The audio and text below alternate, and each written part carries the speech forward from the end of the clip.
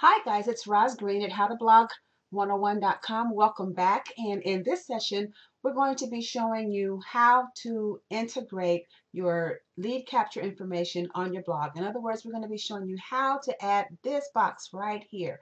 This is something that you definitely want to have on your blog because you want to be able, first of all, to have something that you're offering all of your blog readers, something that they will benefit from, something that they don't have to pay money for, but something that they would want the information on. And so when you have something like that to offer, they will give you their information so that they can receive that product. As a matter of fact, for most of you, the very training that you've been going through right now, you're going through it because it was offered on my blog right here on my sidebar. You'll see that I have an autoresponder, and that's what this is called. We're going to add an autoresponder to your blog. Now, this one's a little fancy, and we'll get into how to do those in some other sessions. But what I want to show you right now is how to easily use Aweber. Now, the reason that I'm recommending Aweber is because it's the one that I have used, and it's also the one that, for me, offers a lot of the things that I like to integrate into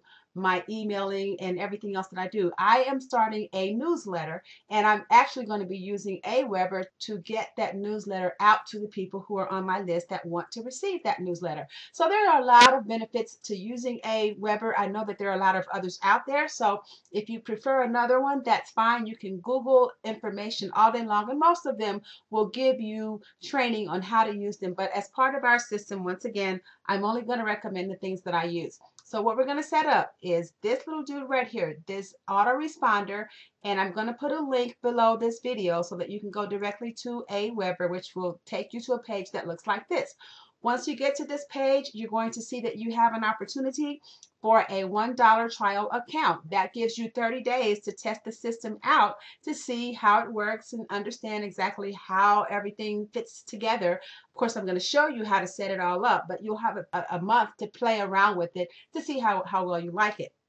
Once you sign up for it, as a matter of fact, before you do anything else, you're going to want to click on however you choose to pay. You can pay monthly, quarterly, or yearly. And this, you guys, is some of those things, as I often say, there are some things that you will have to spend money for, and your system to be able to build your list or your autoresponding system is going to be one of those things.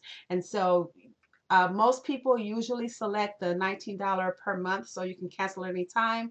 You can still cancel at any time, but that just is the way that a lot of people choose to pay. Once you get to this page, you simply go to step 2 and you fill out all the information just as on any other site. They're going to ask you for your contact information, your billing information. You fill that out, and then you click on I agree, complete my order. Once you are all set up with your account, then what you're going to want to do is sign in. When you go to Aweber, right here, there's a little link on the right that says sign in. I'm going to click on that, and we're actually going to create a new autoresponder as we're going through this process. I'm going to go ahead and log into my account.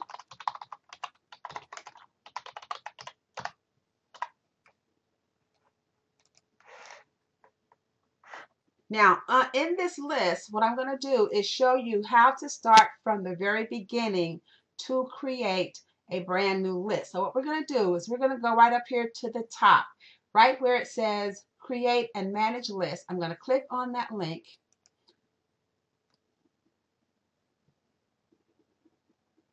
And I'm going to click on this green box that says create a new list. And I'm going to give this list a new name. Now, you will have a limited number of letters, but they're going to have a default name already in place. I never keep the default because I like to have something that will remind me of what that specific list is about. However, that's up to you. If you choose to keep this default name, of course, you can do that. But we're going to call our list, let's say, HTB newsletter. And it says that this is already in use, so I'm going to put a dash, and now it's available. So the name of my list is going to be HTB newsletter, and for my description, I'm just going to say how to blog 101 newsletter. Of course, that helps me to know where to send it. I'm going to leave this email, well, let's just change it to the email that I want to use with this account.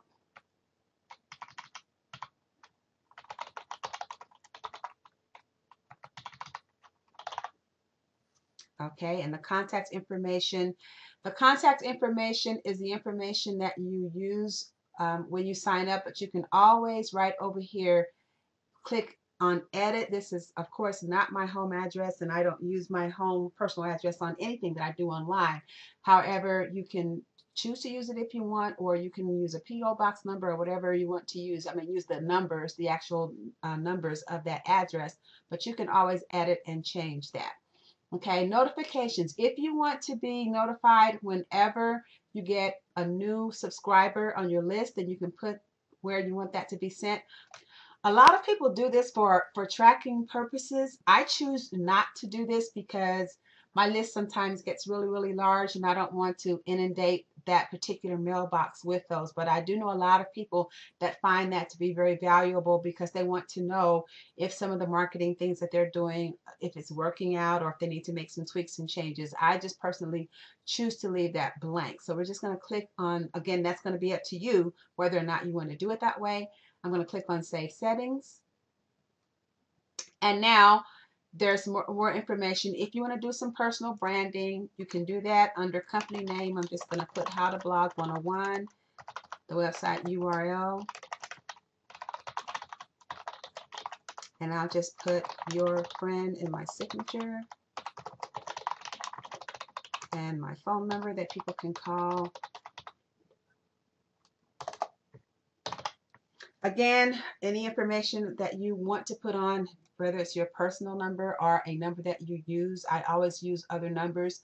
I found when I used to put my personal number, I get so many calls from these automated sales numbers and things, people trying to sell me stuff. So I stopped putting my real number on until I actually speak with people and get that relationship going with them. And then I give them my personal phone number, but I don't put it on most of the things that are on my website.